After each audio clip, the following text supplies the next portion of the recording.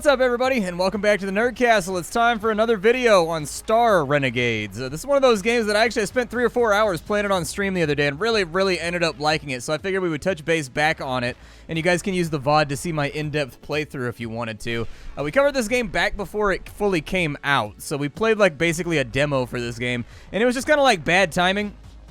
So what'll happen every now and again with the Steam festivals and stuff like that is the demo will come out, I will cover the demo, fully expecting the game not to come out for another 6 months because it'll have like a TBD type deal going on the Steam page when I check it, and then it'll actually turn out the game comes out like a week after I cover the demo, and I'm like, well, shoot, I can't release 2 videos on the same thing in that close of a proximity. But it's been about a year now, and Star Renegades has gotten a number of updates. Even though it's already in 1.0, it's had a bunch of things added to it, and so anyways, we're going to dive back on in, check the game on out, and see if something you wanted to add to your wish list or otherwise pass on. If after watching this you wanted to do that, you can look down below in the description. I'll have a link for you down there next to my Discord and all of my socials like Twitter and Twitch and all that kind of fun stuff. I highly recommend you swing on through everything except Twitter. My Twitter game is weak, dude. I'm just not good at Twitter, alright? I don't have those molten hot takes on things that get you moving on Twitter.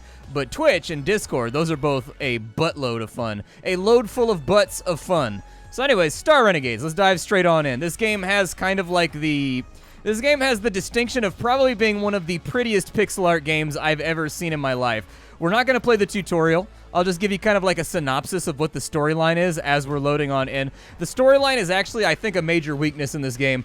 So the tutorial is about like it's really long. Like the tutorial is about 45 minutes to an hour long, and the game sort of gives you like a massive info dump like right at the beginning of the game about the game world. I feel like they could have spaced that out a little bit better and gotten you into the action a little bit faster. But other than that, that's pretty much my only complaint about the game, is just that like they give you too large of an info dump right at the beginning, and I can see some people bouncing off of that just wanting to get into the action. So anyways, let's go to a new game right here, and we'll start it on off.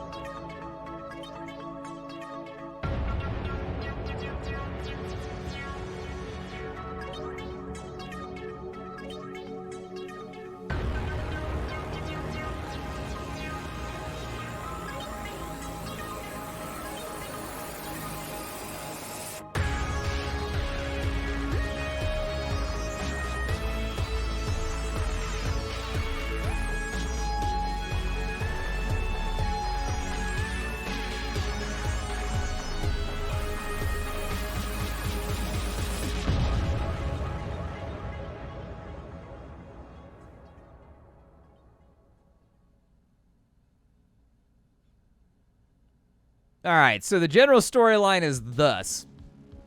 It's going to start us out here in the throne room. This game kind of uses like a modified nemesis system from like the Shadow of War games. Basically, these little guys right here are the bosses that are going to be kind of like spackled throughout the levels. And if you kill them, that like stops them off right there. If they kill you, they level up and get stronger for the next time you play the game. Because after all, this game is a roguelite. You're meant to do like repeated playthroughs. What do you need me to do, mother? Kill them all? Alright, it seems reasonable. So basically what has happened is there's kind of like these dimensionally warping guys that are coming into our dimension, our galaxy. They're wiping out everything and kind of claiming it for the Imperium. We have already lost the war at this point, and our brother was killed in the conflict. So we have access to time travel technology, so we're jumping in between timelines to basically try to stop these guys from winning effectively and change the fate of the universe, which is how it becomes a roguelite. Every time we get defeated, we get teleported out, and we jump back into the timeline again to start over from scratch. This guy is the only one that's been kind of like unloaded on us so far, and he's only level 1, so hopefully it won't be that hard to deal with.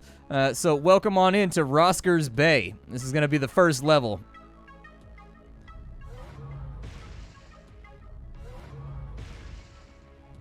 Those drop pods seem like they would be remarkably hard on the lumbar.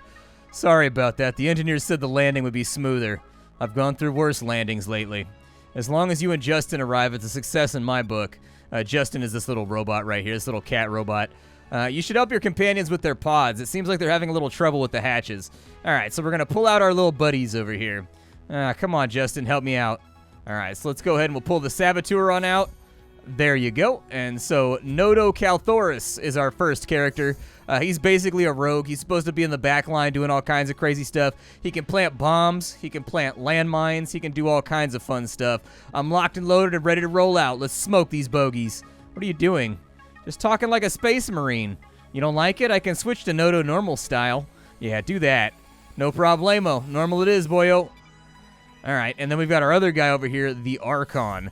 This guy is basically your version of a healer. He doesn't actually heal you, but he manipulates shields and energy fields in order to keep everybody safe. How was the trip? All praise Lord Botula for delivering us safely to the battlefield. Yeah, Titans be praised, etc. I get it. Look, you're not going to try to convert me again, are you? Enough chit-chat. Move out and take control of the Imperium base. Kill anything that slows you down. Don't get cocky, though. One of their elite officers is stationed at the base, and you're going to have to go through him. We'll be in contact to provide mission specs along the way. Now lock and load. Time to tag and bag some Imperium drones. Roll out. See, I told you that's how Space Marines talk. My spiritual teachings tell me that both paths are favored for our objective. Well, your wisdom clearly knows no bounds. Hey, boss lady, just so you know, these fundamentalists aren't big on sarcasm. It is true, we preach a radical form of honest discourse devoid of exaggeration or subtlety. No, that was my demonstration of sarcasm to you, idiot human. Am I? No, not bad. All right, so here we are. We click around to move around, and the general way that this works is that we have breaches. I don't know if breaches are actually available right now. I think we might be just pushing through to rock these guys as of right now. But as we get further on into the game, we have our drone with us. Our drone can unlock 3 doors per day. After unlocking those 3 doors, we're able to camp, and then it's got kind of like a system like Darkest Dungeon where we can run buffs and kind of like abilities on each other. But it's got kind of a modified system, so as you run buffs and abilities on each other, you guys become more friends. And so, like, as they become more friends, they get access to more abilities. They have, like, little thing like limit breaks and stuff that they'll pop off when their friend goes down. Just, like, little stuff like that that makes it a little bit more interesting and integrated, I guess. There's a food dispenser over there. We can get some food cards. Okay, there's a DNA vat on that side. Food dispenser over here. I'm going to go for the food dispenser. Grab that real fast. There's also little lore things over here that you can look at and have, like, comments on. We've got a camping card, so it's a Kurganberry smoothie. Resistance to laser goes up by 25% and irradiated for 2 combats. It will exhaust when used. Sounds good. Any bad guys around here? There's a credit crate over on this side. We can use that at the shop to buy new gear for all of our characters. And gear in this game is super good. It's basically randomized the exact same way that Borderlands gear is randomized. So you never know what you're going to get on out. And let me tell you what, there are some banger items you can get in this game that have like perfect god rolls that basically make your characters gods. We'll move over here and we'll get into a fight. All right, so here is our first fight. We've got 2 giant robots. You might be looking at this timeline right here and wondering what it does. This game uses kind of a modified combat system from the game Grandia. If you're not old like me and over the age of 30, Grandia was a game that was a JRPG on the PlayStation way back in the day that used a very similar combat system. The only difference was you went this way in Grandia instead of like this way. But anyways, basically on the timeline, this is when these guys are going to attack. One of them is going to use auto fire and one of them is going to use laser blast. If you hit them before their attack goes off, it's automatically a crit. And let me tell you, you definitely want it to be a crit as frequently as possible. If you crit them, it will push them further back in the timeline. If you push them off the timeline, it pushes them into the next turn, and they don't get a turn during this current rotation. This little number right here is how many times you can push them back. So all of the enemies have passive resistances to being pushed back. These guys can be pushed back twice, and then it resets basically after a turn. We've got a couple of abilities right here that we can play. All of their attacks are going to her, so my suggestion would be that we put her on defensive mode. So like that right there. They're not going to get through her shields, as you can tell from the damage preview. We can cancel this. We're by no means married to any choice that we make. We've also got Zerz Nerza. I'm going to have him go ahead, and he's going to run a discharge on them. That's going to go off right there, so that's going to be a crit. This guy right here has an ability called Blitz, which pushes them back way far in the timeline. Honestly, a super useful ability, so keep an eye on it. And then he's also got Straight Shot. I'm going to try and push him back on into over there. I'm not going to break him on this turnaround because when you break them, they're going to have the first turn on the next go around and we're going to get critted back. So you really want to kind of like plan how you want to do all this. His shields are down and he's lost some HP. Laser Blast right there did 14, so we're looking pretty solid. And then auto fire did a lot more damage than I would have liked, but we're still okay. And because we didn't push them into the next timeline, they should have a normal turn where they'll be kind of like out and over there. She's going to take damage on this turn pretty much no matter what we do. It's not a terrible idea to maybe go after this guy and see if we can kill him. He can actually heal her shields, and so I strongly recommend that he do so. It's going to go off right about the same time as that attack goes off, but that's okay because I can blitz this guy into the next turn right here. So there you go. That guy's been blitzed into the next turn. In addition, we broke him, which means we fill up our Fury meter a little bit. The Fury meter is kind of a special meter in this game. You use it for special abilities that can't be powered any other way, and they tend to be the abilities that are absolute room shakers when it comes to like dictating how the combat is going to go. So these guys are up and ready to rock. He's right there. I'm going to need him to be pushed back for sure. I don't really have much of a way around that. That's a kill shot on him, so that looks good. And then we'll go for a straight shot right here, and hopefully we'll get the kills all out. I'm pretty sure that I planned this properly. This game is highly strategic. I know it doesn't look like it, but as the enemies get more complicated and they start to like push you back and do other things, the game starts to get a very chess-like feel to it, where you're constantly trying to think of like, okay, I see what the enemy's trying to do. How can I countermand that and stop him from doing the thing that he's trying to do, while at the same time getting my goal across and dealing enough damage to stay ahead in the fight? And honestly, that's what's kind of compelling about the way the combat functions in this game. I'm glad I bottled up an entirety of my negative experiences from childhood so that I can now unleash them on all of you in the form of violent death. Okay, fair enough, fair enough. We'll walk on in over here. I don't know what this crystal is. I don't think I've ever seen this lore item. Let me look at it real fast. I've heard these crystals are made from the droppings of the Titans. My third eye is still closed, so I guess the crystal's broken. How much do you think it would go for on a black market, hypothetically? I don't know. We're going to pass on into here. This is an armor station right here. Forgot to talk about armor. So every character has a couple of combat stats. They have a blue meter. That's your shields. That can be restored.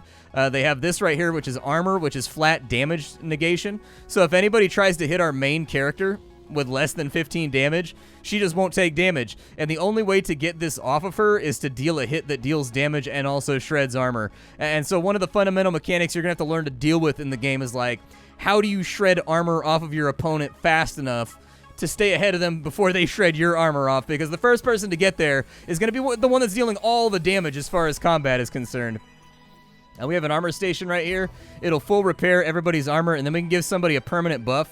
I would suggest we do it on the Valkyrie since she's a tank. That'll give her 18 armor. There are other characters that have way better armor than she does, but we don't have access to them for right now. As we get further on into the game, so basically every time you complete one of these levels, it lets you pick up a new character that gets added to your team, and I think you can have upwards of 5 or 6 people on your team. And so that's a big mechanic as well that you're going to need to learn to balance along the way, is like, what do I need right now? A healer, a tank, a damage dealer, so on and so forth. I wonder what this gun symbolizes. Bad time for the Imperium to take a bathroom break. Now we have their guns. I have to admit, I'm kind of envious of the size of it. Yeah, it's definitely a gun that kind of invokes a little bit of jealousy. I would agree with that. It's a pretty badass gun, dude. I'd love to just strap that onto a Chrysler 300 and drive it around town. But yeah, we're not stuck with these 3 characters right here. These guys are basically like our Dismas and our Reynald. Like, you always start out with them, but like later on as the game goes through, there's some randomization to it, and you're going to pick characters. And there are a lot of different characters. There's guys with flamethrowers. There's guys that are like Captain America that beat enemies to death with 2 energy shields on their arms and do a lot of blocking and defending. A lot of tactical options in this game, which is one of the things that I find to be really satisfying about it. All right, so we're fighting the boss now. When we get done with him, we get to loot that sweet-ass crate over here. He's got a shield bot. That's a little bit unfortunate. I don't love that there's a shield bot over here. If she blocks, she'll only take like a little bit of damage and only shred off a little bit of armor. If we go for attack, she's going to deal some damage. Unfortunately, it's not going to get there. She does have... That little guy does have a lot of shields. He is kind of adorable, though. Let's just go all in on this guy. The shield bestowing is not going to need to happen just yet. We'll throw that out to right there. I think what I'd like to do is I'm going to see if I can blitz him into, like, next year. Just so he doesn't even get an attack on this turn. And then we'll keep as much damage as we possibly can on this little dude over here. So there's a big attack right there. Okay. A little bit of this, a little bit of that. Didn't get the break on that side, but we're working on the dude's shield, so I think it'll be okay. He didn't steal that much from us, but he did steal like a little bit there. He's been pushed back insanely far, so I think we're in pretty good shape for right now. This little guy's shields are going to be the main issue.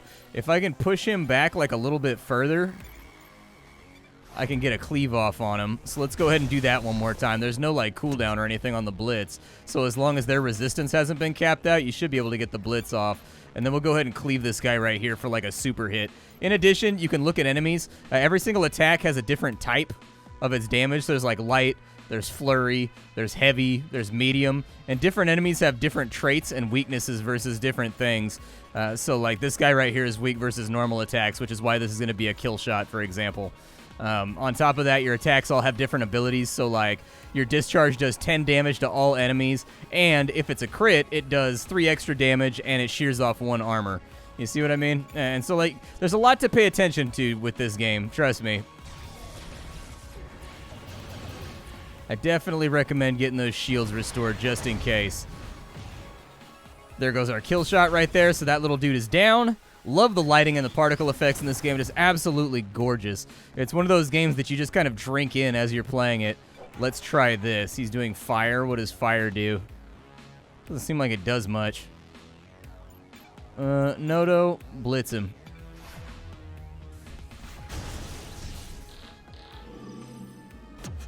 Yeah, that seems about right to me. And then we'll go for a cleave right there to push him back another 10 seconds. We'll bestow shields one more time so that we don't have to worry about losing HP. If you lose HP in this game, there is no way to restore it except for basically camping. So keep that in mind. You can lose shields, but losing armor and losing HP is a lot more permanent in this game. And it's going to end up being kind of a long-term problem for you if you don't get it under control. We're going to full-on DPS this guy right here.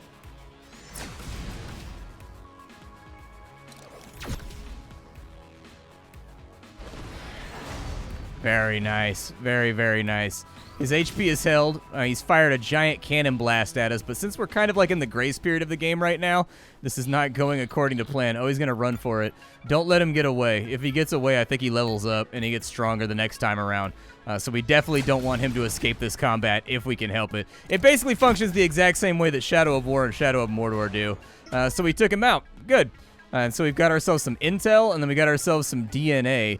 The intel is like the permanent currency for the game, so like when you die and have to restart, I think you can use intel to do stuff, although I'm not super sure about that. They also got a camping card together, which is really rad. So they got dynamic duo. Anytime your characters defeat a boss or a mini-boss together, it will randomly choose a group of the surviving participants in the fight to basically have a bonding moment the next time that you're at the campfire over that victory. So it's basically just free reputation. I guess I deserved it. Yeah, you know, you roll into somebody else's galaxy talking all that good shit, spraying lasers everywhere, and just being an animal. Don't be surprised when it goes wrong. That's why I never storm into other people's realities. A mysterious box. How convenient. Yeah, let's go ahead and grab it. So we have to pick some gear here. We've got a shield stabilizer. That's for a level 2 character. We've got a pyro blade that's specifically for her. That means that she's going to penetrate armor a little bit better and inflict burning, which is a damage over time effect. We've got a particle gauntlet right here that's going to make all of his damage go up by 12%. It's really up to you how you want to run it. I would probably give her the shield stabilizer. Our tank needs to be a little bit tankier. Impressive technology, yet accursed nonetheless. Imperium tech is more advanced than ours in every way, so feel free to steal anything you can. I wouldn't mind the opportunity to analyze it. The Imperium must have a huge R&D budget, and yet the actual Imperium soldiers are monumentally stupid. What gives? My best guess is that the cross-quantum journey takes a toll on their brain functions. It would explain why they're networked into an advanced AI neural net. Although it's anyone's guess why they refer to the AI as mother. Tough guys always talk about their moms. Not me, though. I was born in a cloning vat. I wouldn't exactly characterize myself as tough. Alright, so we've got level ups ready to rock. As your characters level up, they get new abilities, they get new combos, they get new things that basically allow you tactically to have better options to go after. We've got 14 DNA right now. I would suggest that our tank be the first one that gets that going. She gets a taunt, and it can be really, really nice to direct attacks at her from time to time. It's not a end-all, be-all solution, but it is a solution that works out pretty well. I would also level up Nodo because he's got an ability called Trick Shot. Trick Shot is a stun. It flat out negates somebody for one turn without having to break them, and it is hyper useful tactically. Like, you are going to end up needing that ability. Like, I use it all the time, like constantly.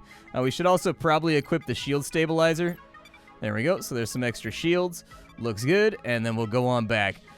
We can have, 3 more characters, basically. We can set up, basically, frontline and backline fighters. All right. Get on out of the menu, and we have completed our first objective. Great job. You sliced and diced the bogeys. Now that their base belongs to you, you've earned a break. Set up a camp, get some rest, and we'll push on in the morning. Sounds like a plan to me, dude. I love resting. All right. So now that we're in here, we're going to play up all the free cards that we possibly can. And so these guys have their friendship card. Their little friendship card right here. We can play that, so that means that Nodo and Zers are going to become slightly better friends. You can see the little pink meter right there. As it fills up, they're going to fill in these hearts, and when they fill in hearts, they're going to get combo abilities, basically, that they can play off of each other. The combo abilities are incredibly powerful in this game. Just like a big heads up, like you want the combo abilities. Like, I know sometimes it seems like you may not want to play a combo ability because it uses up both of their turns instead of you getting 2 individual strikes. But in the cases that I've seen, the combo abilities basically wipe entire fields of enemies all at once, and they're pretty good. Let's go ahead. We've got Pamphlet over here. Nobody lost any HP. She's got a med kit, and she's got a smoothie. I don't think I want to use that just yet. We'll give her a plus to max shields because she's our tank. She's the one that's going to be getting hit more than just about everybody else around here. And then I want him to make attack strain shields for her.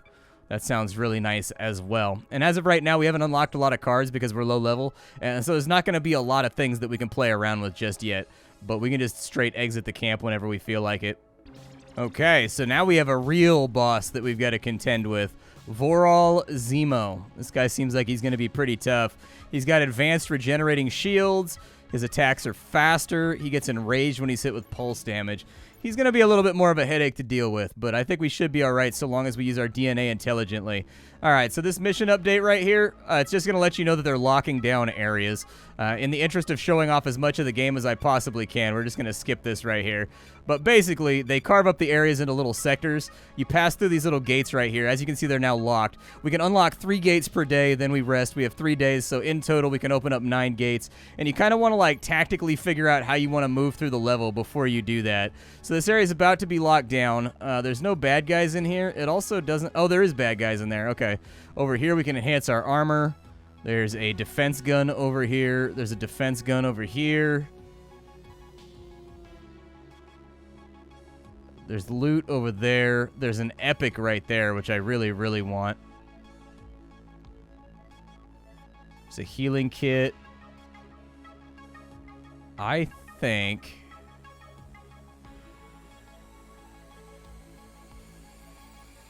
There's a lot of goodies around here. There are a lot of goodies. I'm just trying to figure out my best path.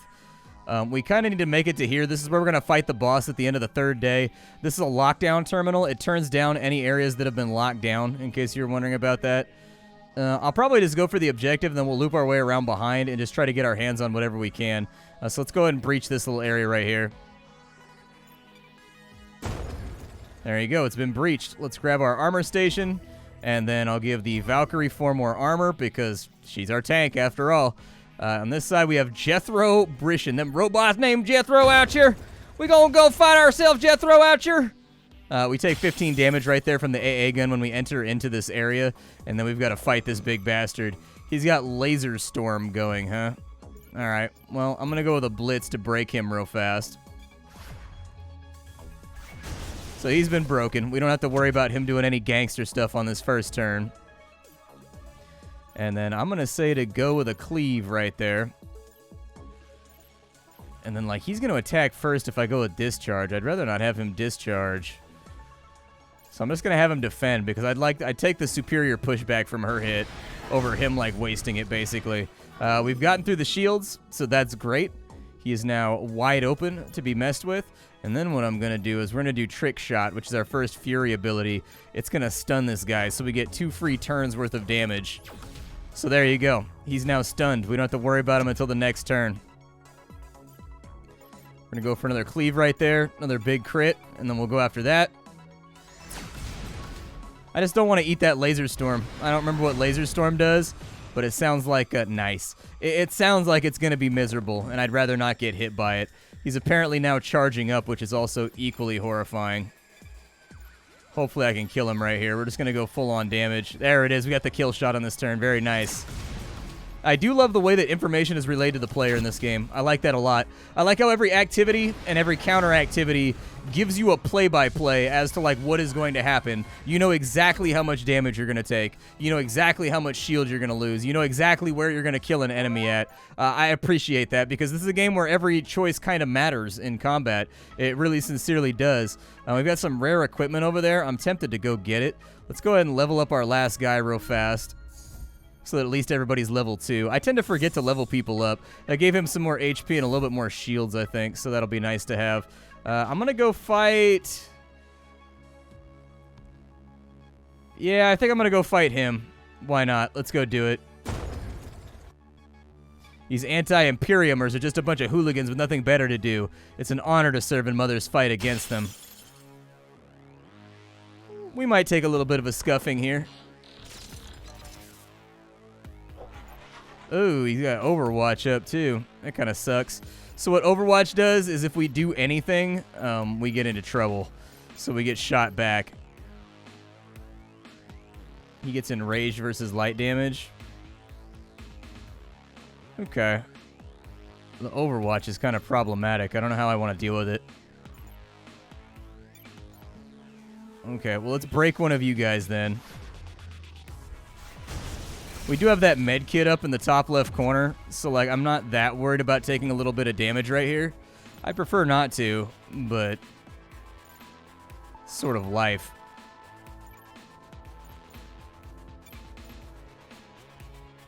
That's fine. Let him return fire. I think Titan Strength is going to cost us 20. Where's everybody's shields at? His shields are kind of low. Okay, we'll heal him up real fast. We'll make sure that his shields are all nice and taken care of. Nice and extra strength shiny. He's kind of squishy, and I'd rather not lose him.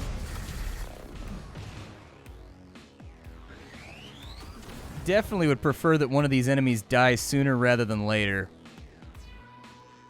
Hopefully he doesn't pop Overwatch right here again. Yeah, I was going to say, I don't want to deal with Overwatch, like, at all. We'll go ahead and throw out some damage right there. We'll do a discharge, which will give us a kill shot right there. And then, who can I blitz into next week? I'm going to blitz him so that we don't have to eat that damage right there. But yeah, Nodo is one of your most useful characters. If you're not using Nodo, you're definitely not firing on all cylinders. Let me tell you what, all right? Nodo is pretty rad, and no group is complete without him. All right, so there's one down. That gives us a lot less to worry about now going on in. Next turn, I think I'm going to have to spend some time... Strong Blast, huh? Yikes. Okay. Well, let me slash you first. Bestow shields on yourself. I'm going to go for a trick shot. Oh, that's right. He gets enraged. And both of these are light damage. Let's go for a straight shot right there. We'll eat the hit on this turn. It'll be okay.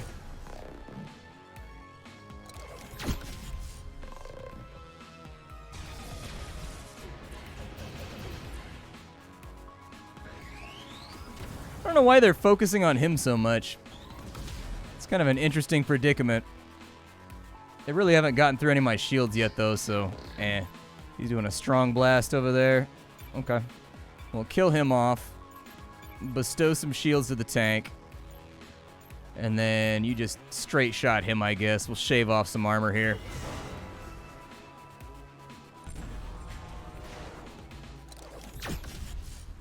Very nice. Shields are down. Armor's getting whittled. And we're on our way. That should hold up her shields to whatever this next damage is. Perfect. He's probably going to pull a runner pretty soon. Is he going to get through her shields on that attack? Not really.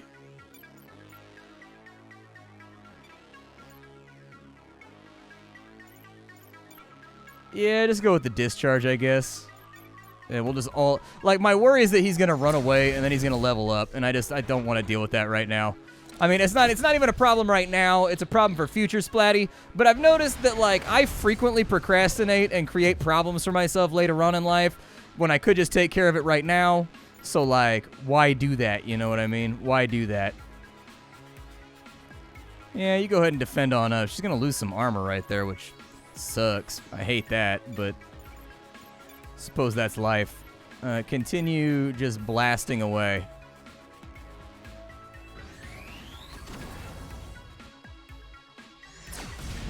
Oh, she didn't lose armor. Nice. The game must have been guessing that she would lose all of her shields right there. All right, he's running for it now, which means we need to go all in on this guy. Perfect. Perfect. And there's our kill shot. You definitely don't want to let these elites get away, dude. These elites get away, you start having all kinds of problems.